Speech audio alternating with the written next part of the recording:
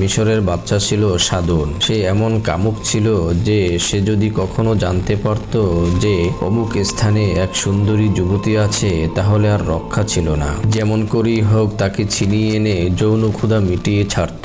মিশরের টেনা নগরীতে প্রতি বছর এক মেলায় বসত। পিতার জীবিত অবস্থায় তার সঙ্গে হাজেরা অনেকবার সেই মেলায় গিয়েছিলেন। তিনি এবারও মাতার সাথে মেলায় গেলেন। এদিকে বাদশাহ সাদুন ও তার প্রধান উজির ইমরান ওই মেলায় গেল। বাদশাহ সাদুন হাজেরার রূপ দেখে অস্থির হয়ে উজির ইমরানকে বলল, হে উজির, এমন সুন্দরী যুবতী এই রাজ্য থাকা সত্ত্বেও তুমি তাকে আমার কাছে হাজির করনি কেন? অথচ এটাই ছিল তোমার প্রধান কাজ। যাও, তুমি এই মুহূর্তে ওই সুন্দরী যুবতীকে আমার সামনে হাজির করো, নচেৎ তোমার গর্দান যাবে। বাদশার আদেশে তখনই উজির তার কয়েকজন সাথী নিয়ে হাজেরাকে খুঁজতে বেরিয়ে গেল। এদিকে হাজেরা তার মা সহ মেলার এক পাশ দিয়ে বেরিয়ে ছুটে চললেন। ইমরান সব অলিগলি খুঁজেও হাজেরাকে না পেয়ে ভয়ে অস্থির হয়ে গেল আর বাদশার পায়ে পড়ে ক্ষমা চেয়ে বলল, জাহাপানা, যেভাবেই হোক ওই সুন্দরীকে আমি আপনার সামনে হাজির করবই। আমার প্রাণ ভিক্ষা দিয়ে আমাকে সুযোগ দিন। বাদশাহ বলল, 7 দিনের মধ্যেও যদি ওই সুন্দরী যুবতীকে আমার সামনে হাজির করতে ব্যর্থ হও তাহলে তোমাকে মাটিতে ঘিরে পাথরের আঘাতে হত্যা করব। এদিকে হাজেরা ও তার মা তাদের ঘরে ঢুকি হাজেরা কান্না বিজড়িত কণ্ঠে বললেন, আম্মাজান, আমার মনে হয় এই ঘরে আমার আর এক মুহূর্ত থাকা উচিত হবে না। বাদশার লোকজন হয়তো এক্ষুনি এখানে এসে পৌঁছবে। আমি এই রাত্রের অন্ধকারই কোনো গভীর অরণ্যে চলে যাব। আপনি আমাকে দোয়া করুন যেন আল্লাহ পাক আমার ইজ্জত রক্ষা করেন। মা তার কলিজার টুকরা হাজেরাকে বুকে জড়িয়ে ধরে কাঁদে কেঁদে কেঁদে বললেন, মা, তোমাকে আমি একা যেতে দিব না, আমিও সাথে যাব।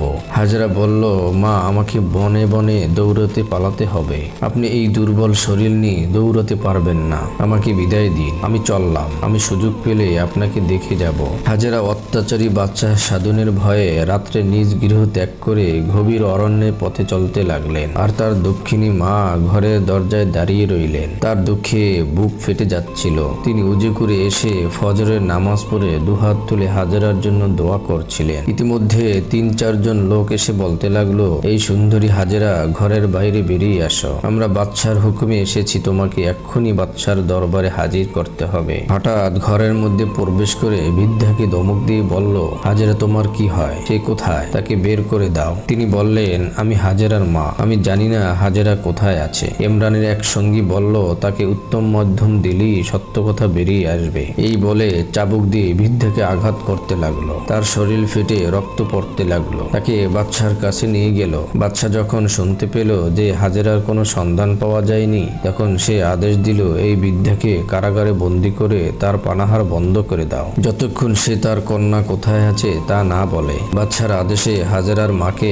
কারাগারে বন্দি করা হলো। চাবুকের আঘাতে তার শরীর দিয়ে রক্তের স্রোত বয়ে যাচ্ছিল এবং তার রক্ত বমি হচ্ছিল। সে বেহুশ হয়ে সেখানেই তার মৃত্যু হলো। এদিকে হাজেরা ভয়ে গভীর অরণ্যে লুকিয়ে রইল। বনের পশুদের পায়ের শব্দে শরীর কেঁপে ওঠে। সারাদিন গেল, সন্ধ্যা হলো। রাত্র একটু গভীর হয়ে গেলে হাজেরা লুকিয়ে লুকিয়ে নিজের বাড়িতে এসে দেখে ঘরের দরজা খোলা। ঘরের ভিতরে কোনো আলো নেই। হাজেরা মা মা ডাকে আর বলে, কই আমার মা কোথায়? মাকে না পেয়ে হাজেরা এক প্রতিবেশীর বাড়িতে গিয়ে ডাকা মাত্র সে উঠে বসে বলল, হাজেরা, তুমি এখানে কোথা হতে এসেছো? বাদশাহ পুরস্কার ঘোষণা করেছে তোমাকে ধরার জন্য। আর আজ সকালে তোমার মাকে মারধর করে বাদশার লোকেরা গ্রেফতার করে নিয়ে গিয়েছে। এই কথা শুনে হাজেরা চিৎকার দিয়ে কেঁদে উঠলেন। ইহা দেখে ওই মহিলা বলল, হায়, তুমি কি করছো? গ্রামের লোকেরা একটু টের পেলেই তোমাকে ধরে নিয়ে বাদশার কাছে হাজির করবে। হাজেরা তার বৃদ্ধা মায়ের প্রতি অত্যাচারের কথা শুনে তার নিজের বিপদের কথা ভুলে গেল। তার ইচ্ছা হচ্ছিল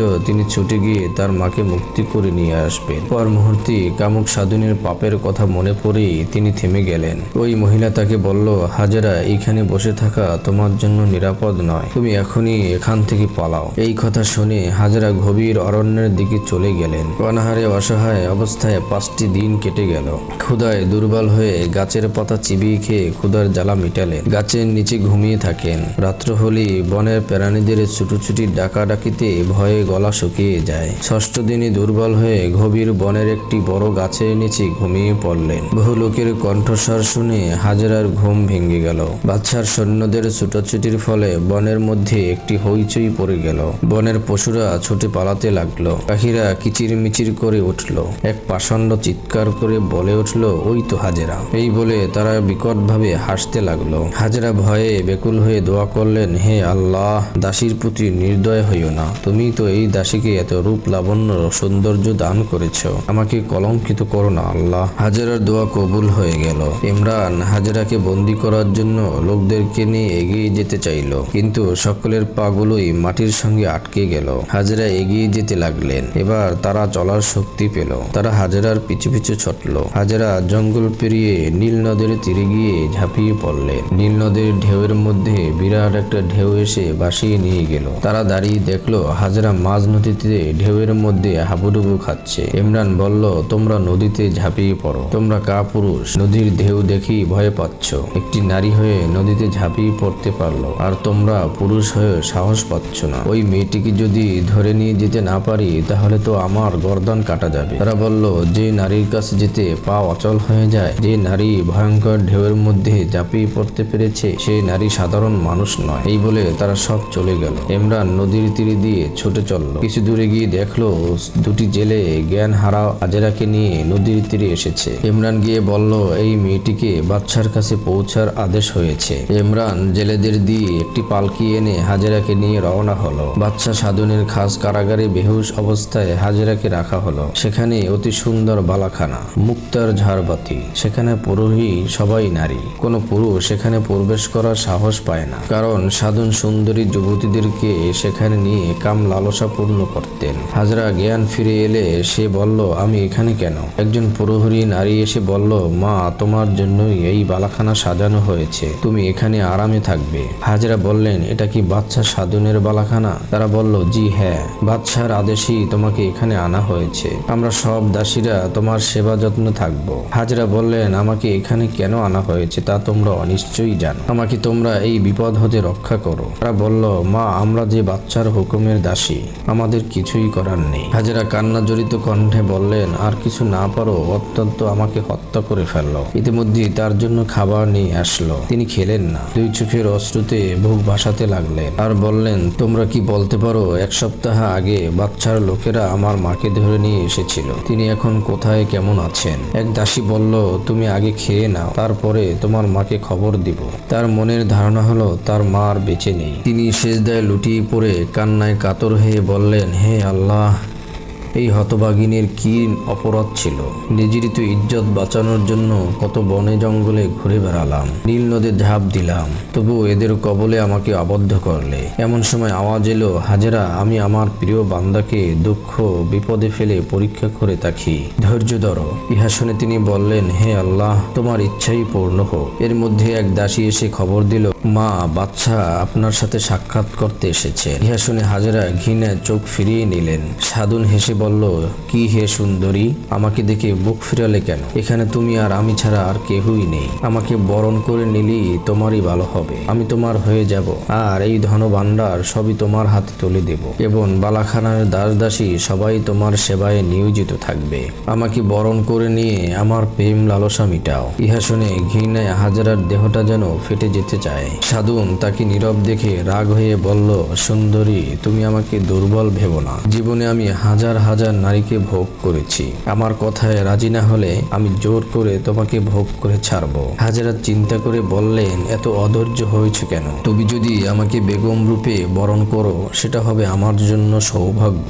সে ব্যাপারে সিদ্ধান্ত নেওয়ার জন্য আমাকে একটু সময় দাও। সাধন খুশি হয়ে বলল, বেশ ভালো কথা, তুমি সুস্থ হলে আমাকে যে আদেশ দিবে আমি তাই পালন করব। এই বলে সাধন রাজদরবারে চলে গেল। কিছুদিন পর বাদশাহ আবার এসে বলল, কি হে সুন্দরী, তোমার মতামত এখনই ঠিক করোনি? আমি যে আর ধৈর্য ধরতে পারছি না। হাজেরা বললেন, আমাকে আরো কিছুদিন সময় দিতে হবে। সাধন বলল, তুমি কি আমার সঙ্গে চালাকি করছো? ভুল করো না, তুমি আমার হাত হতে কিছুতেই রেহাই পাবে না। আর 3 দিন সময় দিচ্ছি, এরপর তুমি রাজি না হলে আমি জোর করে তোমাকে ভোগ করব। সাধন কথা বলে চলে গেল। হাজেরা আল্লাহর দরবারে কেঁদে কেঁদে প্রার্থনা করতে লাগলেন, হে আল্লাহ, আমার দেহ, মন, মান, ইজ্জত তোমার হাতেই সুপর্দ করলাম, তুমি আমাকে হেফাজত পরিশোধ করো। 3 দিন পর বাদশাহ শরাব পান করে হাজেরার নিকটে গিয়ে তাকে ধরার জন্য হাত বাড়ালো। হাজেরা চিৎকার করে বলে উঠলেন, হে আল্লাহ, আমাকে রক্ষা করো। এই বলে কক্ষের এক কোণে ঝাঁপিয়ে পড়লেন। অল্পের জন্য বাদশাহ তাকে ধরতে পারল না।